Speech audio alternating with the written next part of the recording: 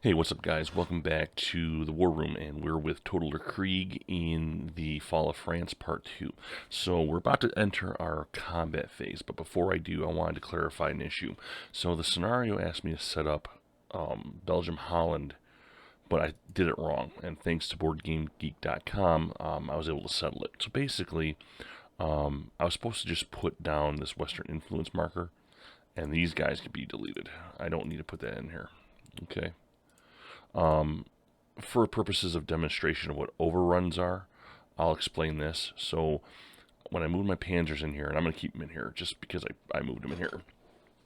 An overrun is where if you have panzers, you can move into an area where there's an enemy. Usually you can't do this. Usually you stop the enemy zone of control.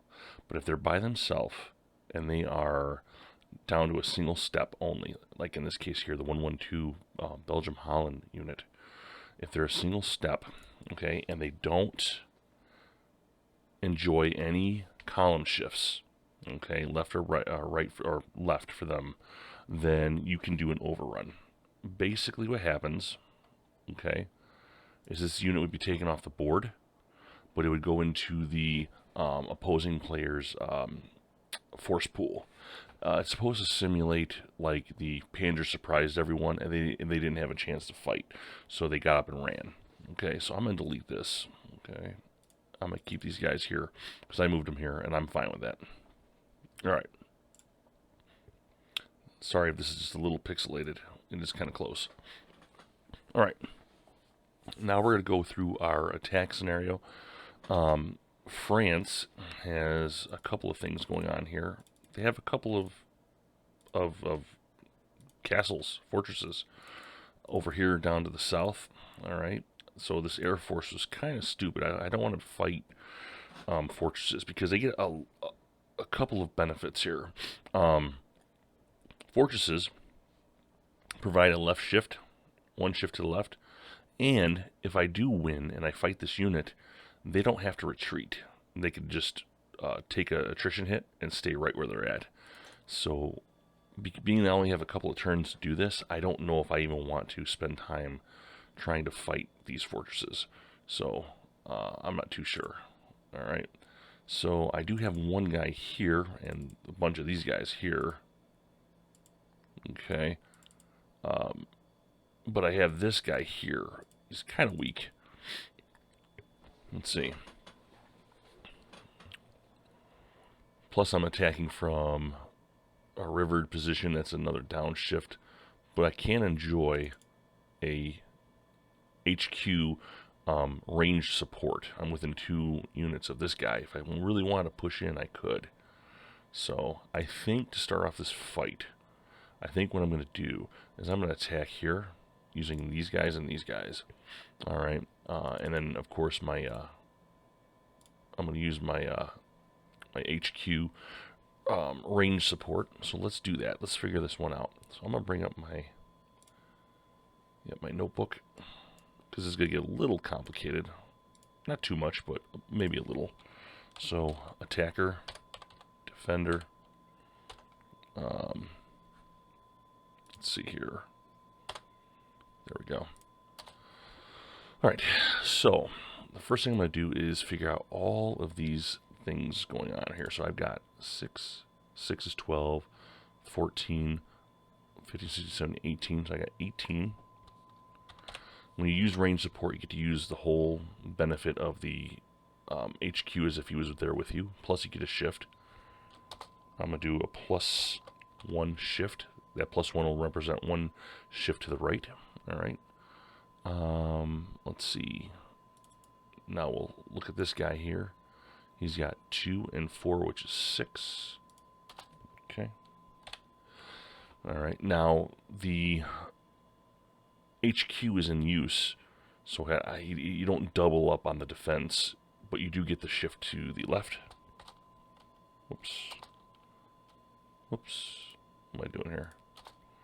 -1 plus I have a river, and that's going to give me a -1 as well. If we go up here, whoops, and we take a look, rivers give you a +1 to the left, so a little bit of a disadvantage. Nothing serious. Okay. So that's 2. So we're looking at a 3-to-1 odd. 3-to-1 odds with a -1 shift to the left. All right. So let's take a look at the charts. Here I am. Okay. Now I would get -2 shifts to the left, but then 1 to the right. And unfortunately, my air unit doesn't come into play because they only affect units that are in the hex or surrounding hexes. All right. So I'm going to have 2-to-1 odds here. So on a roll of 1 or 2, I win. On a roll of 3 through 5, it's an even exchange. And I'll explain that if that occurs.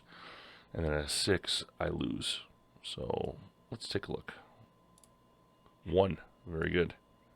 That's the 1 right there. All right. So at 2-to-1 odds, it's going to be he has to retreat 2 times. Okay. Otherwise, if he can't retreat, he is going to receive attrition hits to his guys. All right. So let's see. Let's resolve the retreats. All right. So on page 30 of the rulebook, there's a retreat priority. Okay, so priority 1, the hex to be retreated into must be farther away from the defending hex than any previous hex retreated into, and it cannot contain an enemy zone of control. All right. So I have to move 2, and it has to be further away from this hex, and it cannot be in an enemy zone of control. So I'm going to go 1, 2, and then 1, 2, and that's perfect. I'm going to remove the... I like to have the HQs on top. All right. Now, I've just taken over this area. I can enter it. I could do one of 2 things.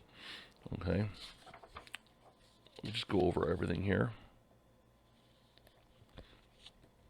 I can either do an advance after combat or conduct exploitation. So advance after combat is basically I can take units, I can take all 3 of these units and move them into this area as long as it doesn't violate stacking issues. All right.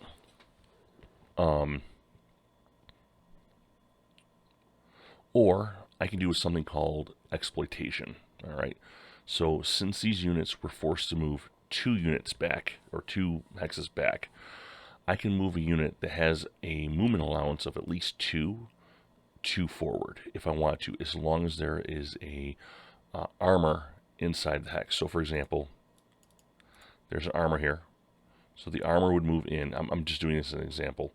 The armor can move in here, and then any other unit behind it can go 1, 2. So I can go here or here if I want to.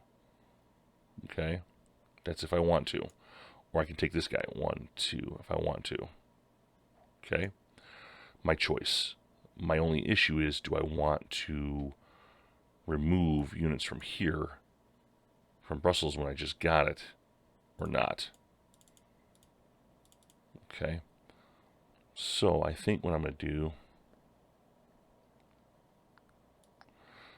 I'm going to move the armor unit in, but I'm going to move this guy 1,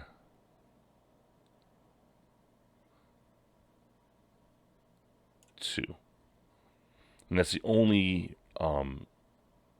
issue with my movement allowance. I don't have to worry about the rivers because he was engaged in combat. It's considered as if he had crossed it. So I don't have to worry about that. So I think I'm going to do this. I'm going to cut off this unit's supply. Okay? We've talked about supply in the last couple of videos. So I'm cutting off the supply here. I'm going to leave him here. I'm going to leave this guy here. And I think that's perfect. We're going to do reserve movement phase.